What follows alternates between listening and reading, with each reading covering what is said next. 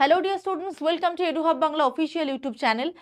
WBSSCর group সিডির final answer কি চলে এসেছে। ইন্টারভিউর ডেটও কিন্তু খুব শীঘ্রই অ্যানাউন্স হবে, তার কারণ রেজাল্ট আসার সম্ভাবনা কিন্তু এখন ভীষণ গুরুত্বপূর্ণ একটা ফ্যাক্টর হয়ে দাঁড়িয়েছে এবং জুলাই মাসের রেজাল্ট চলে আসতে পারে। WBSSCর গ্রুপ সিডির কমপ্লিট ইন্টারভিউ গাইডেন্স, সি এবং ডির কমপ্লিট জব প্রোফাইল, কি কি কাজ করতে হয় এবং বেতন কত হতে পারে, ইন্টারভিউতে কি কি প্রশ্ন আসতে পারে, সেই নিয়ে আজকে তোমাদের জন্য এই ভিডিও। ভালো লাগলে অবশ্যই সকলের সাথে শেয়ার করে দিও, লাইক করে দিও এবং এডুহাব বাংলা চ্যানেলকে সাবস্ক্রাইব করতে ভুলো না। এখন থেকে কিন্তু আমরা WBSSCর গ্রুপ সিডির ইন্টারভিউ নিয়ে লাগাতার আলোচনা করব আমাদের এডুহাব বাংলার ইউটিউব চ্যানেলে। তাহলে আজকের এই ভিডিওতে তোমরা এক এক করে দেখতে থাকো। আশা করি শেষ পর্যন্ত দেখলে ইন্টারভিউ নিয়ে তোমাদের আর কোনো ডাউট থাকবে না এবং 100-এ 200% গ্যারেন্টি দিয়ে বলতে পারি এগুলো ফলো করলে তোমরা ইন্টারভিউ ক্লিয়ার করে চাকরিটা পাবে। এবার আমি তোমাদেরকে একটা কথা বলি যে ইন্টারভিউয়ের মার্কস কিন্তু ভীষণ ভীষণ গুরুত্বপূর্ণ, অন্ততপক্ষে WBSSCর গ্রুপ সিডির ক্ষেত্রে। এইবারে ফ্রেশার্স ক্যান্ডিডেটদের চাকরি পাওয়ার সম্ভাবনা ভীষণ উজ্জ্বল। তার কারণ হচ্ছে যে এইবার কিন্তু পরীক্ষা যথেষ্ট ভালো দিয়েছে সবাই এবং গতকাল ফাইনাল আনসার কি আসার পরেই বা এই যে একদিন আগে ফাইনাল আনসার কি এসছে সেখান থেকে কিন্তু প্রচুর জন ভীষণ ভীষণ ভালো মার্কস স্কোর করেছে। তো সুতরাং তারা কিন্তু ইন্টারভিউ এবার ভালোভাবে অ্যাপিয়ার করবে, কারণ খুব ভালো ভালো স্টুডেন্ট এবার এই ইন্টারভিউটাতে অ্যাপিয়ার করে চাকরি পাওয়ার সম্ভাবনা হচ্ছে। এইবার দেরি না করে শুরু করি যে এক্স্যাক্টলি WBSSCর গ্রুপ সিডির ইন্টারভিউর আগে এই চাকরিটা অ্যাকচুয়ালি তোমার কাছ থেকে কি ডিমান্ড করে। আমি সবার আগে বলবো গ্রুপ ডির কাজ নিয়ে, কারণ একদম ক্লাস 8 স্ট্যান্ডার্ড থেকে এটা চাকরি, যদিও বা প্রচুর শিক্ষিত ছেলে মেয়ে এটার চাকরির জন্য অ্যাপিয়ার করবে। আমি গ্রুপ ডির চাকরির প্রোফাইলটা তোমাদের সামনে একটুখানি আগে শেয়ার করি। গ্রুপ ডির মেন কাজটাই হচ্ছে পাতি বাংলায় তোমরা যেটা জানবে সেটা হচ্ছে পিওনের চাকরি। এটা একদম বাস্তব, যেটা তোমাকে মানতেই হবে, দ্যাট ইজ কমপ্লিটলি পিওনের একটা চাকরি তোমাকে করতে হবে।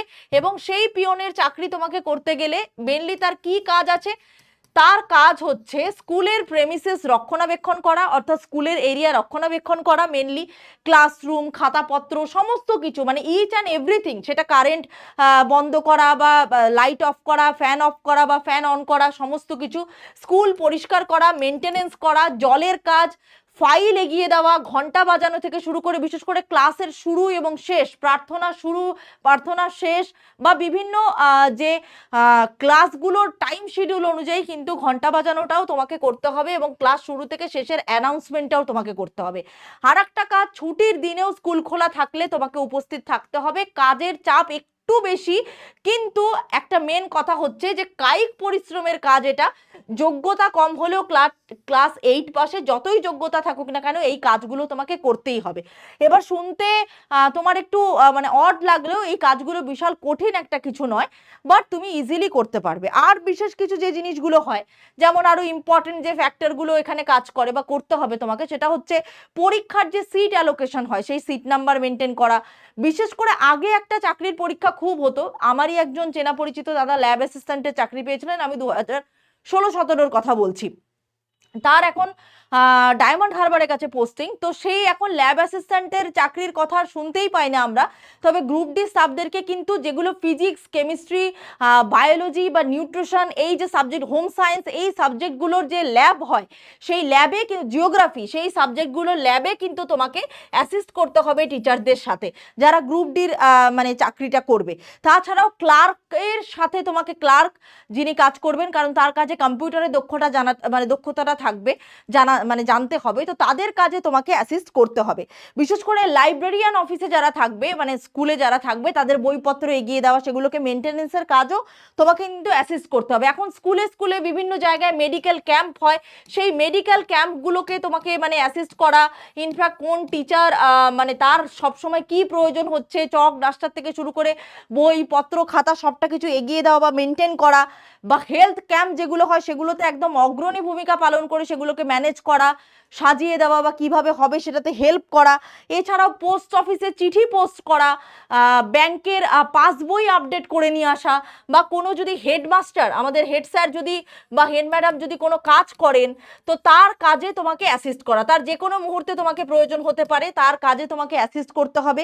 এছাড়াও তোমার এইগুলো হচ্ছে বেসিক জিনিস। বিশেষ করে স্কুল একদম শুরু হওয়ার মানে যে সময় স্কুল খোলে সবার আগে কিন্তু একজন গ্রুপ ডি স্টাফ এবং গ্রুপ সি স্টাফ তারাই কিন্তু আগে সর্বপ্রথম স্কুলটা গিয়ে খোলেন এবং তার পরিস্থিতিটা উনি ঠিক রাখেন। তো এটা কিন্তু একদম বেসিক একটা কাজ যেটা তোমাকে গ্রুপ ডির ক্ষেত্রে করতে হবে। এবার আর একটা কথা আমি বলবো সেটা হচ্ছে গ্রুপ সির চাকরিতে তোমাকে আলটিমেটলি কি করতে হবে। দেখো, গ্রুপ সির চাকরিতে বলার আগে আমি তোমাদেরকে আরো একটা কথা বলবো, সেটা হচ্ছে, এক সেকেন্ড একটু হোল্ড করবে।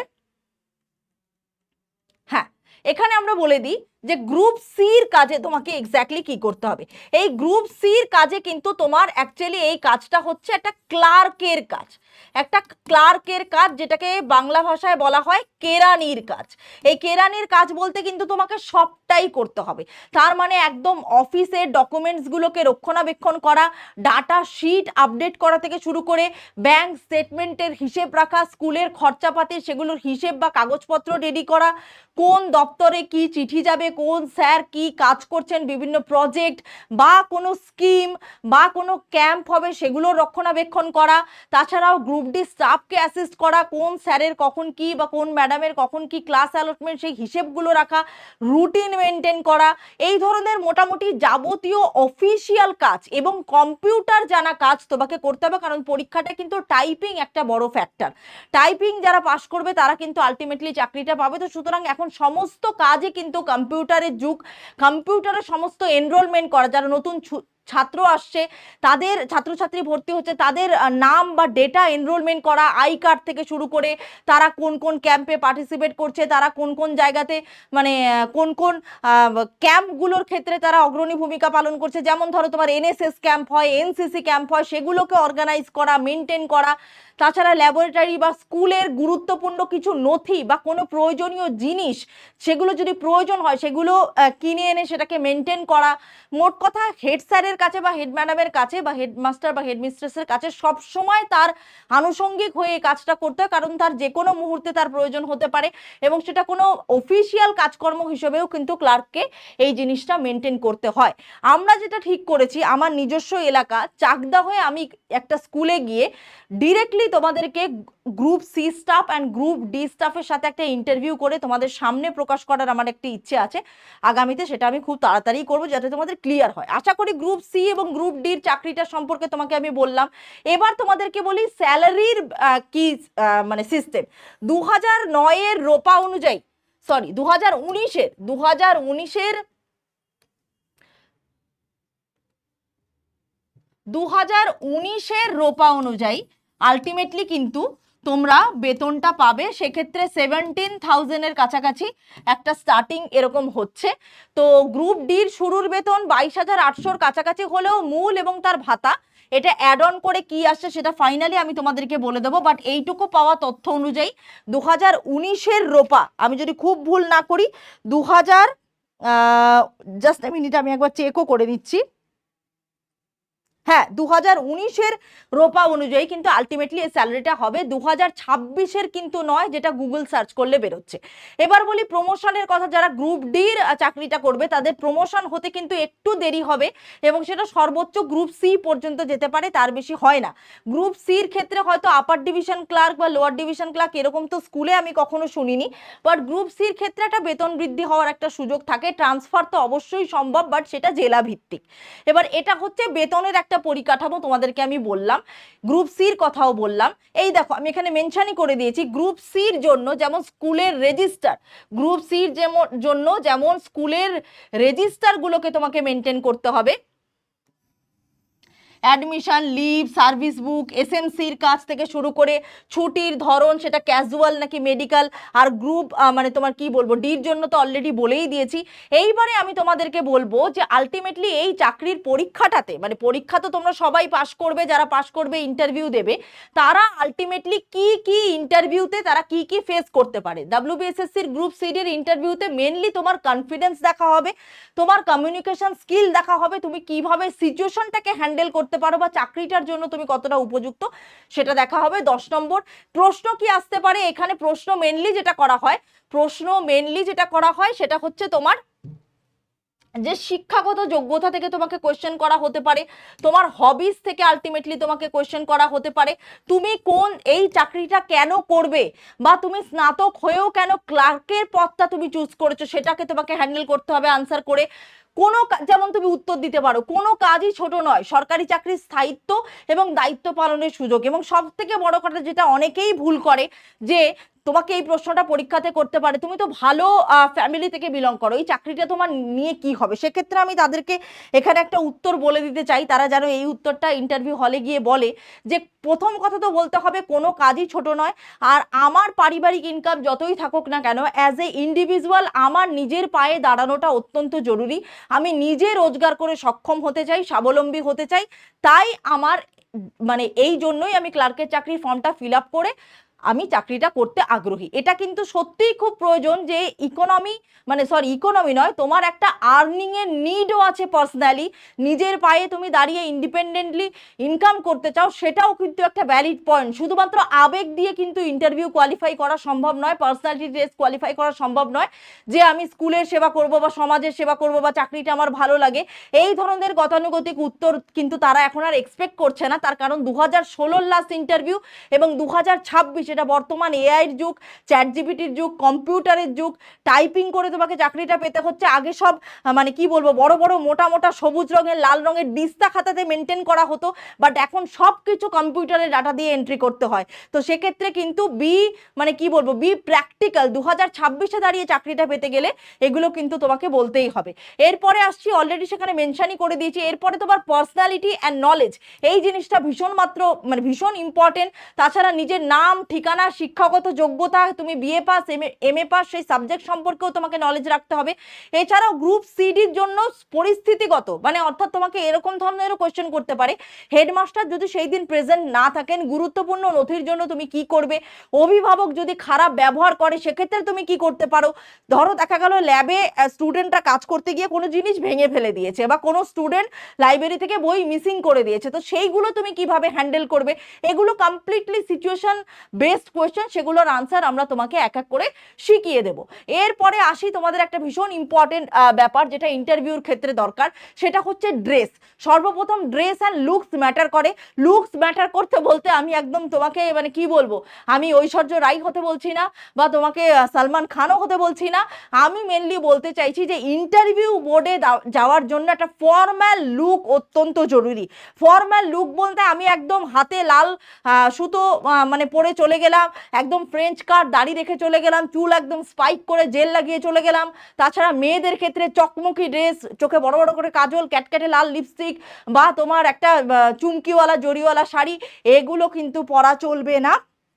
একদম সিম্পল ফর্ম্যাল লুক, তোমার আসল ব্যক্তিত্বটা ওখানে গিয়ে তোমাকে আলটিমেটলি প্রেজেন্ট করতে হবে। মেকি জিনিস তুমি যত করতে যাবে তত কিন্তু তোমাকে ছাঁটাই করার প্রোগ্রাম ওখান থেকে শুরু হয়ে যাবে। তো এটা মাথায় রাখো। ছেলেদের ক্ষেত্রে হালকা রঙের ফর্মাল শার্ট। এবার আমি একটা কথা বলি, অনেকেই বলবে যে হালকা রঙের ফর্মাল শার্ট বলতে সাদা, নীল, হালকা হলুদ এগুলো বোঝায়। কারোর খুব আবেগিক হয়ে লাল পরে চলে গেলাম, কমলা পরে চলে গেলাম, সবুজ পরে চলে গেলাম, যদিও বা এগুলো এখন খুব প্রাসঙ্গিক, একদমই এটা করো না। হালকা লাইট কালার, সুদিং কালার সেটা পরে যেতে হবে, ফুল হাতা পরে যেতে হবে, গাঢ় রঙের প্যান্ট। এবার সেক্ষেত্রে গাঢ় রঙের প্যান্ট বলতে কেউ সবুজ রঙের জিন্স পরে চলে যেও না। তো আলটিমেটলি তোমাকে কি করতে হবে, সিম্পল, যেটা ব্রাউন, ব্ল্যাক আর অ্যাশ কালারের সিম্পল ফর্মাল প্যান্ট হতে হয়, জিন্স কিন্তু নট অ্যালাউড। এরকম প্রচুর আমাদের এখানেও ইনফ্যাক্ট ইন্টারভিউ দিতে এসছে, আমি বেলঘরিয়া ব্রাঞ্চ থেকে এই মুহূর্তে দাঁড়িয়ে ভিডিওটা করছি, আমরা WBCS এর ইন্টারভিউ করেছিলাম, জিন্স পরে একজন ইন্টারভিউ দিতে এসেছিল। আমি জানি না কেন সে ফাইনালি সিলেক্ট হয়নি, যদিও বা পরে সে বুঝতে পেরেছিল তার ভুলটা।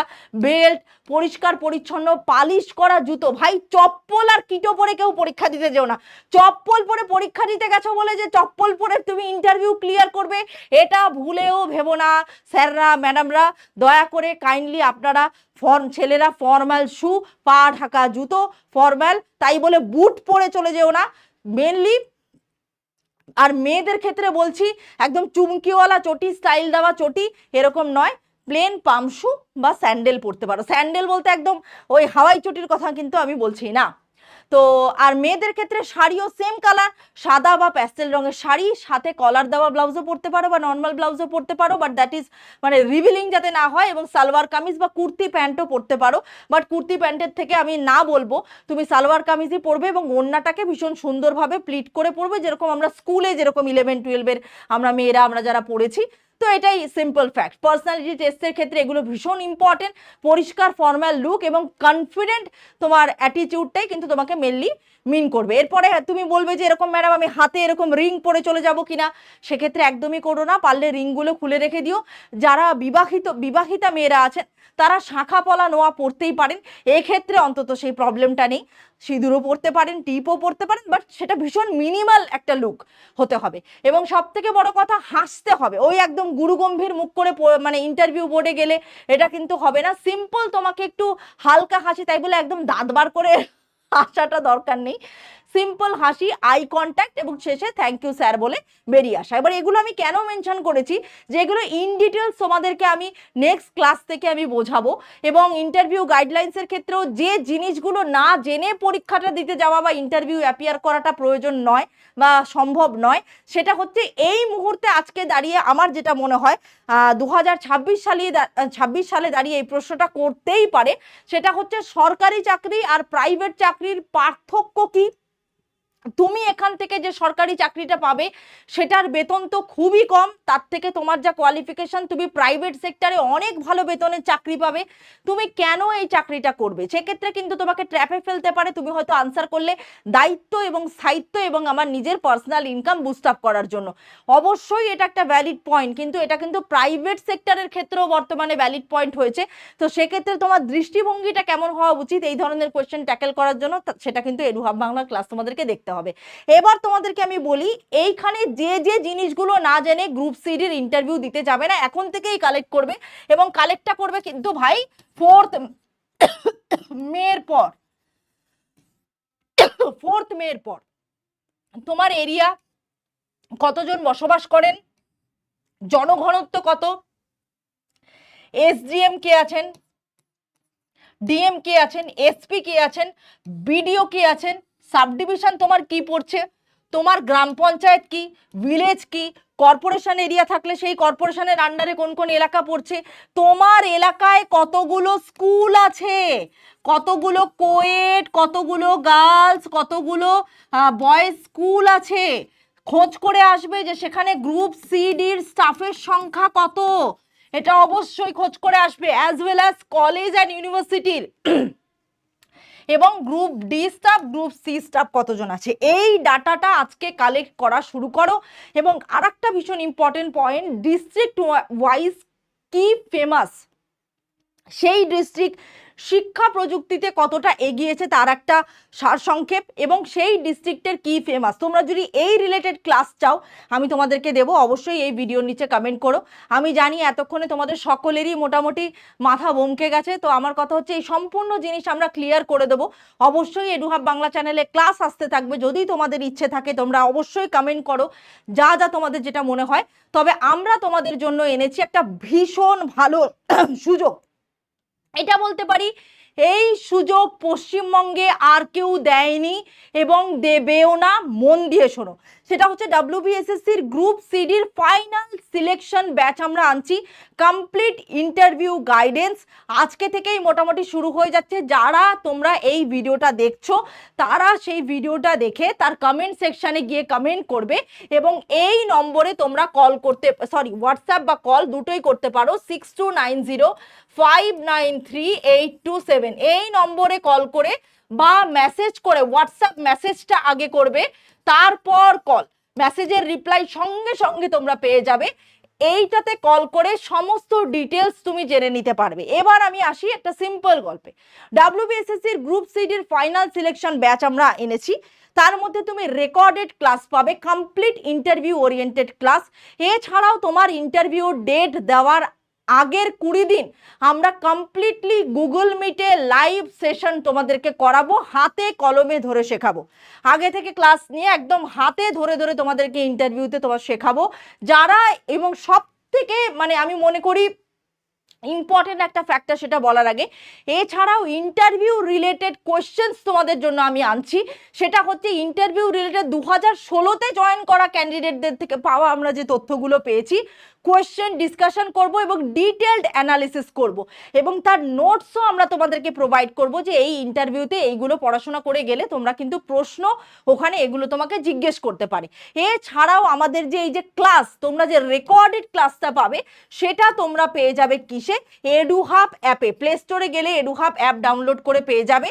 এবং সব থেকে বড় ব্যাপার যেটা আমরা করেছি, তোমরা জানো যে আমাদের বেলঘরিয়া এবং বনগাঁ ব্রাঞ্চ আমাদের মেনলি এটা অফলাইন কোচিং সেন্টার এবং তোমরা তার অনলাইন ইউটিউব চ্যানেলে ক্লাস দেখছো। তো এই কোর্সটা বা এই ব্যাচটা যারা নিতে ইচ্ছুক বা যারা নেবে, তারা আমাদের বেলঘরিয়া এবং বনগাঁ ব্রাঞ্চে ডিরেক্টলি অফলাইন ইন্টারভিউ দিতে আসতে পারবে ফ্রি অফ কস্ট।